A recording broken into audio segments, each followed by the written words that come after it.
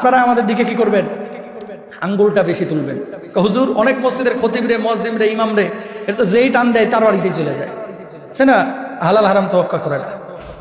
দেখেন এক্ষেত্রে ইমাম সাহেব অনেক ক্ষেত্রে বাংলাদেশে ওই কোনো মুসল্লির বাড়ি যদি না যায় তো চিন্তা করে যে এই ইমামরে যত তাড়াতাড়ি খেদানো যায়।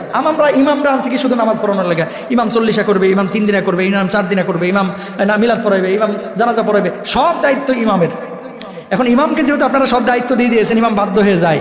এখন ইমাম যদি কাউকে বলে যে ভাই আপনি তো সুদ করে আপনার বাড়িতে খামো না, ওই লোকটাকে ইমামরে রাখবে? চড়াও হবে, হয়তো ঘুষি মারবে প্রথমে। কথা বুঝছেন?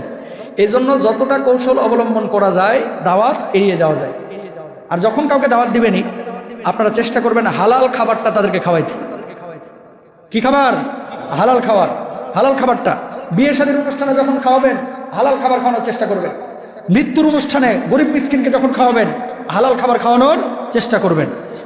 আর তারপরেও যদি হারামের সম্পৃক্ততা আপনার থাকে, এ হারাম আপনি খাচ্ছেন, খান আল্লাহর আদালতে আপনি দাঁড়াবেন, কিন্তু আরেকজন মানুষকে এ হারামের খাবার আপনি দিয়ে কোনো সওয়াব পাবেন না। খামা খায়, এটা একটা আনুষ্ঠানিকতা, লোক দেখানো।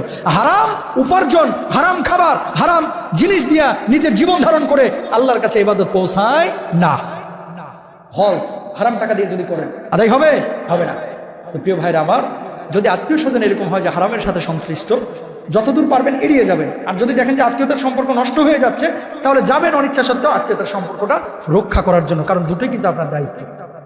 আর সর্বোপরি আমাদের চেষ্টা করতে হবে, কয়দিনের জিন্দেগি, দুনিয়াটা কয়দিনের? আপনার জীবনের অধিকাংশ সময় হয়তো বা গত হয়ে গেছে, চলে গেছে, আর হয়তো বা বাঁচবেন 5 বছর 10 বছর, আচ্ছা মানলাম 20 বছরই, আর কত হারাম খাওয়া দরকার? আপনি তো একসময় সম্পদের স্তূপ রেখে যাবেন, কিন্তু এই সম্পদ নিয়ে সন্তান সন্ততি যথাযথভাবে ব্যবহার করবে না, আপনার জন্য দোয়াও করবেন না, কারণ ভাই হারামের আরাম নাই। আল্লাহ তাআলা আমাদের সবাইকে বুঝার তৌফিক দান করুন।